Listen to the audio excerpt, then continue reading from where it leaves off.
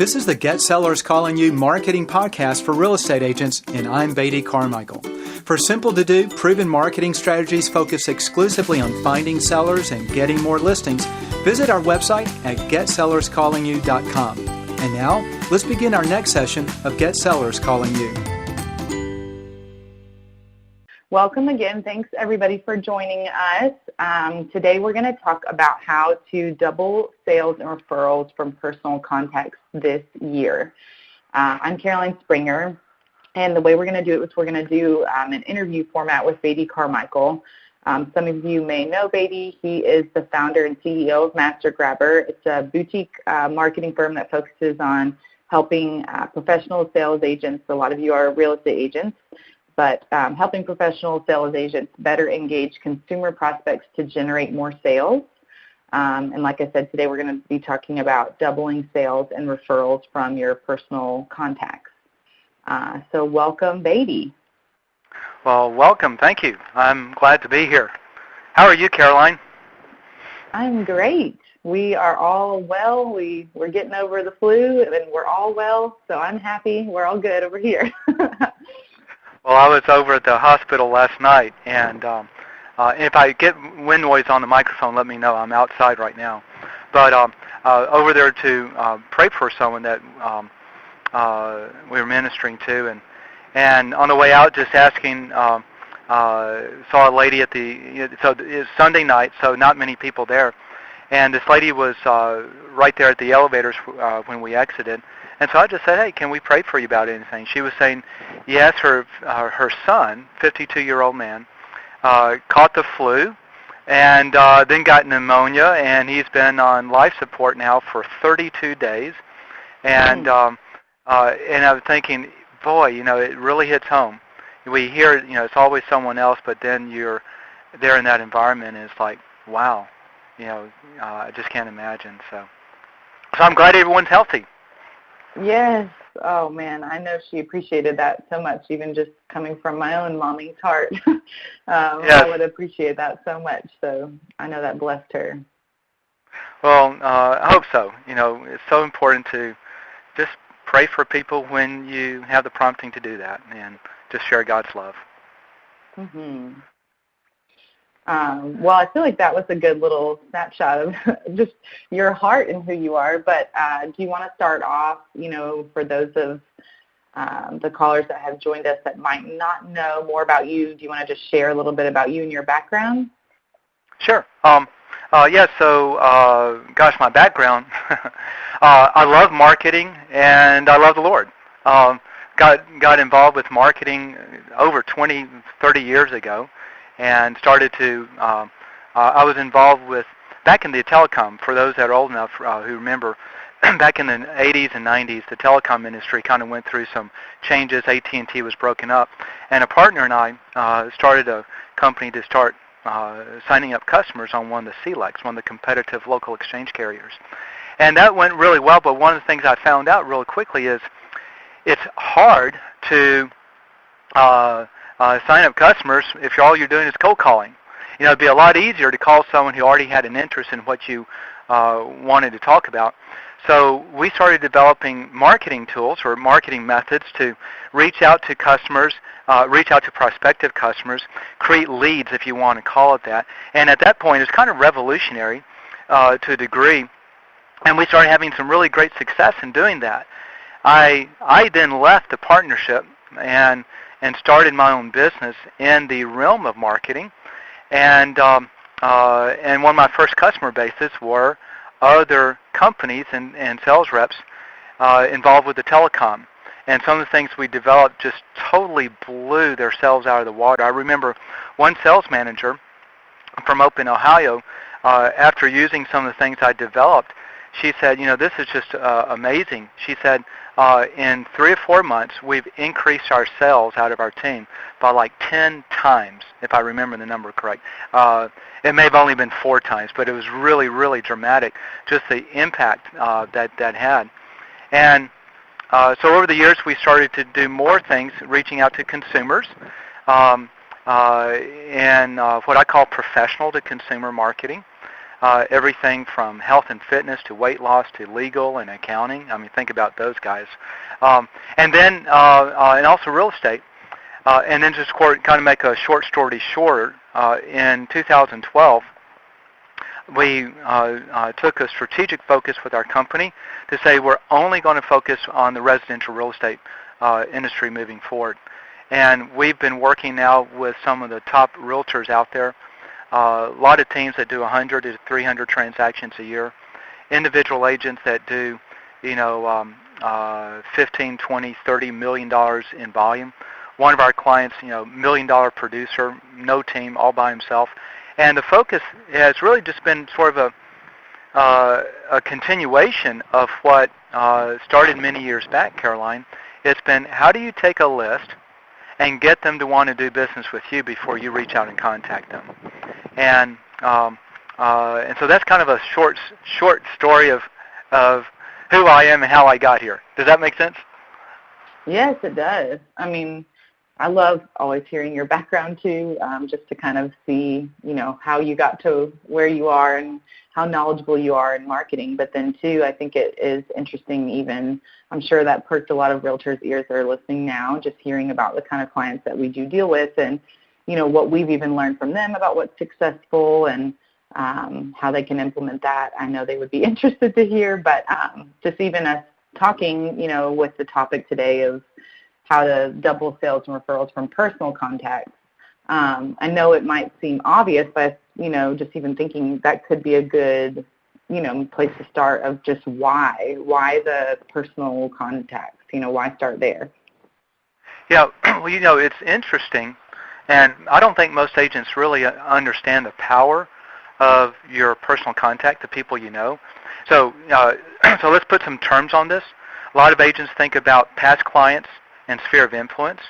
I'd like to expand your personal contacts to be not only your past clients and sphere of influence, but also anyone else that you met who would know you. What we've learned is if they will see you on the street and recognize you and call you by name, that's a personal contact. And if they call you by name and they know something about your family, and you know something about their family, that's a really good personal contact. And here's what's interesting. Your personal contacts, the people who know you, are 8 to 10 times more likely to respond to your marketing and do business with you than anyone else. Then let's say just a neighborhood list. Okay, so if I've got 100 people that I've met, and I've got 100 people I haven't met, and I do the same marketing to all of them, I will get 8 to 10 times more transactions out of that group that I've already met than the group I haven't met. That's a big number. Wouldn't you agree? Oh, absolutely. I mean, I think that's good even to just hear it quantified. I mean, I'm sure we all think, that yes, the people that know you, maybe it's just earning some kind of foundation of trust, not just somebody that you see on a billboard, but that is, even higher, I guess, than I was even assuming, 8 to 10. That's pretty enormous. Well, if you kind of break it down, there's a fundamental reason on this, and action item. Okay, for those of you listening on this call, whether you're live or whether you're listening to the podcast version, the action item is this: meet people and build that relationship. Because the key is this: so much of your marketing, if you're targeting a list that you haven't met, and let's just think, everyone knows about neighborhood lists or, geographic farm, that concept, then what happens is so much of your marketing effort initially is spent just trying to get them to remember you, to recognize you, to even begin to trust you, because you're trying to do it vicariously through some other method, be it online or offline.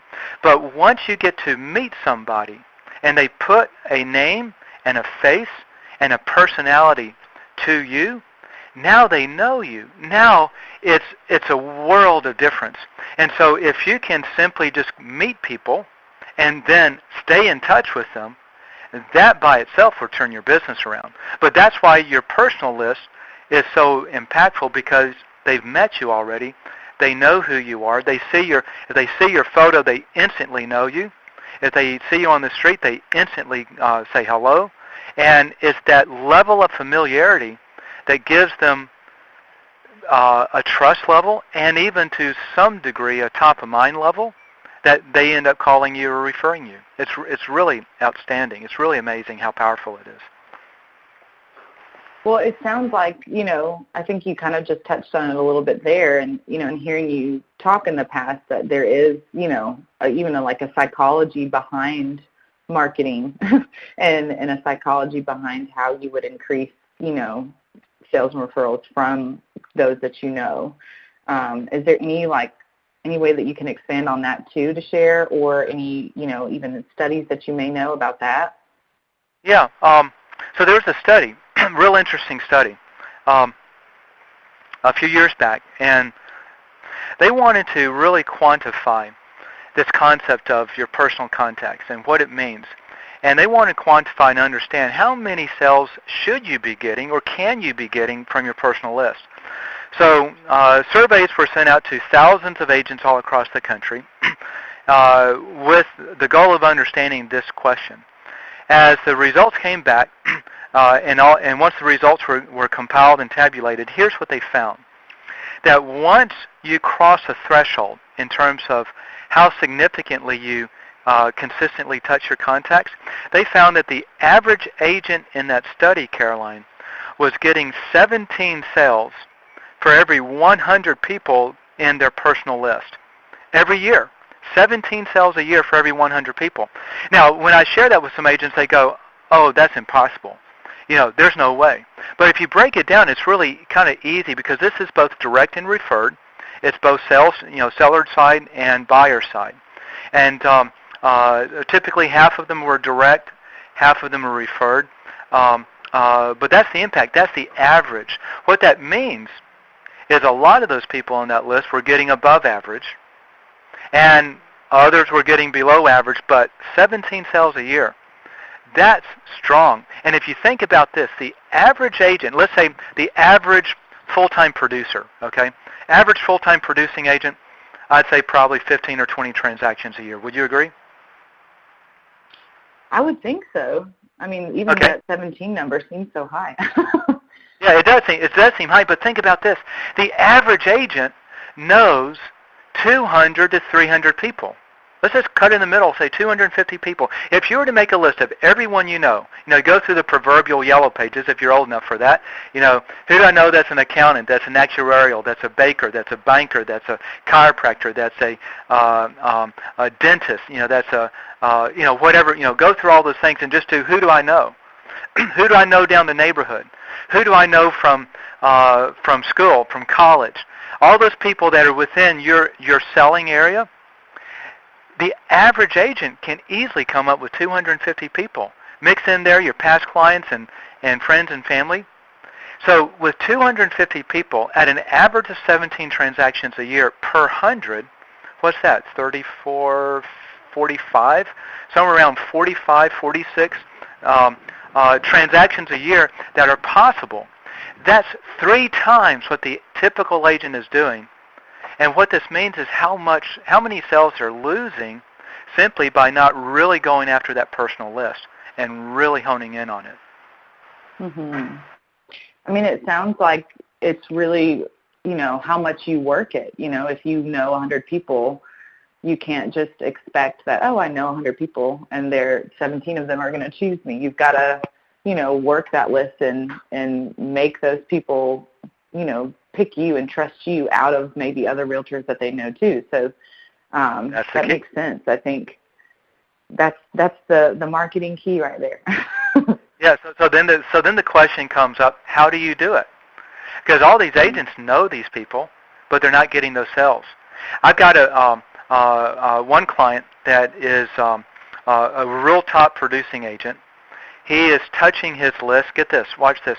He's touching his list. I forget how many times a year. It's like 28 times a year or something. He's sending them postcards, handwritten notes.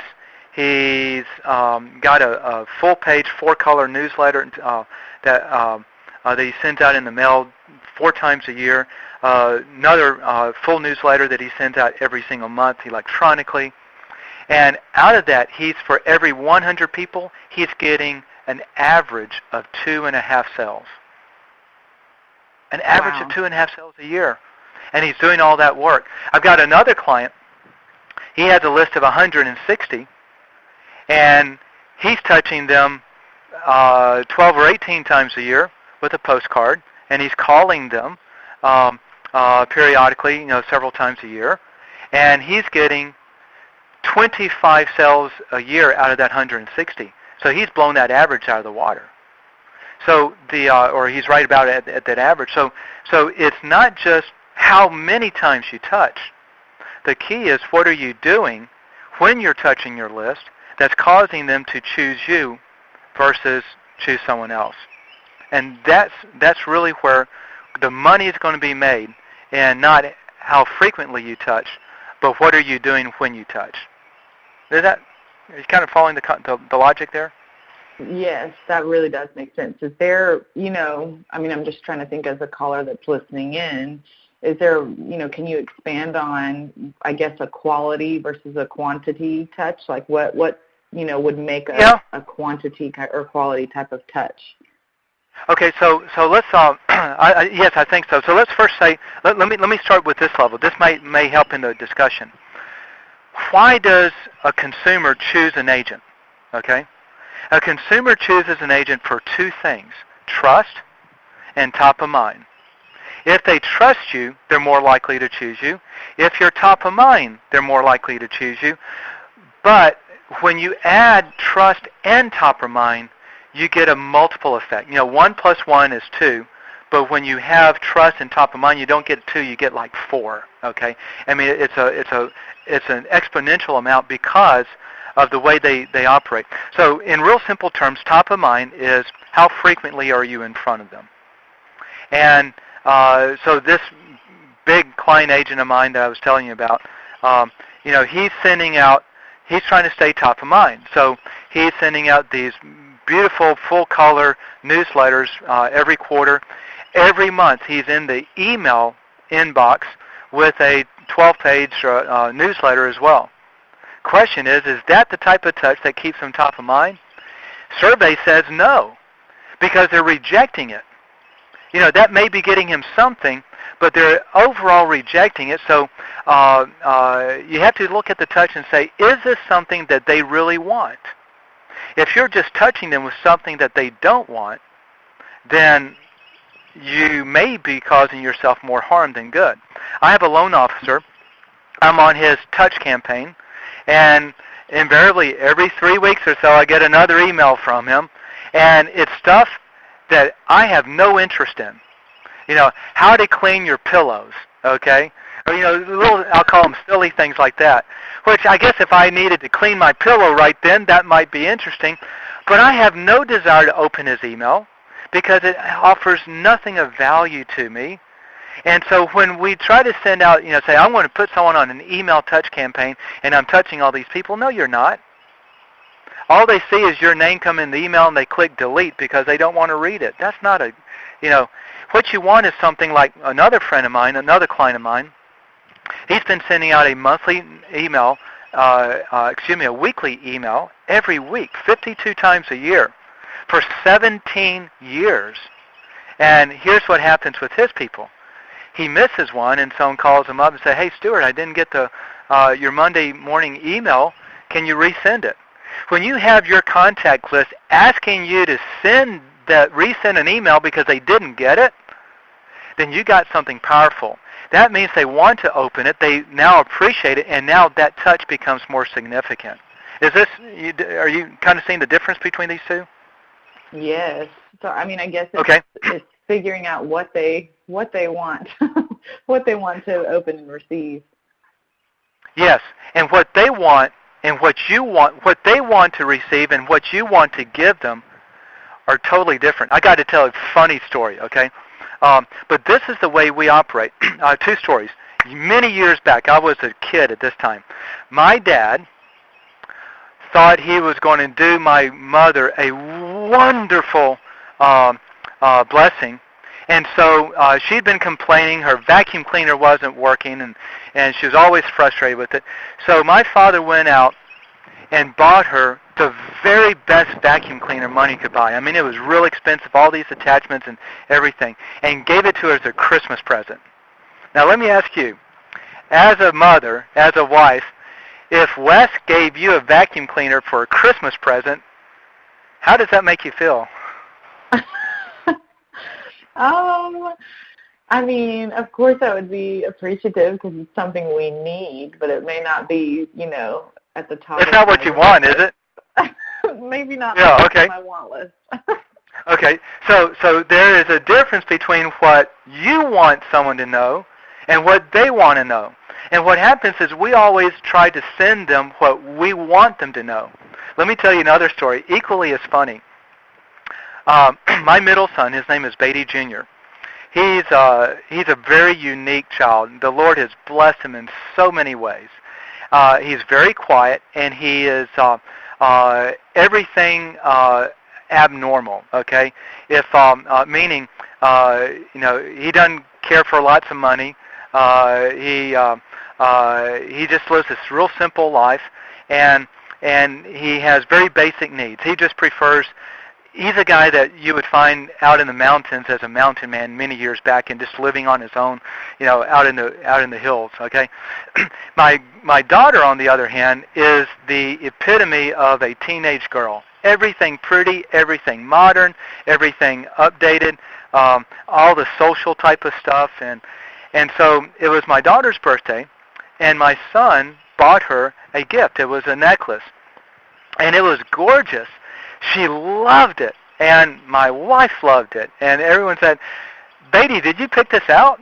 And he said, "Yes." He said, "No, you couldn't have picked this out. You had someone pick this out because only a girl would have picked something out like this. This is really beautiful."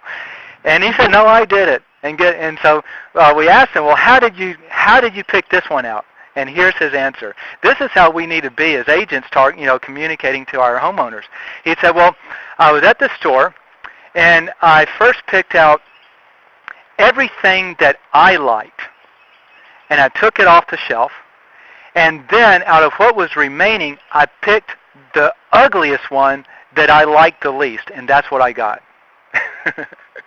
And that's what my daughter loved the most. And so, in other words, it was the total opposite. And what happens a lot of times when we're touching homeowners, touching our list, we're trying to touch them with what we want them to know, what we want to give them, and what they want to receive is something different.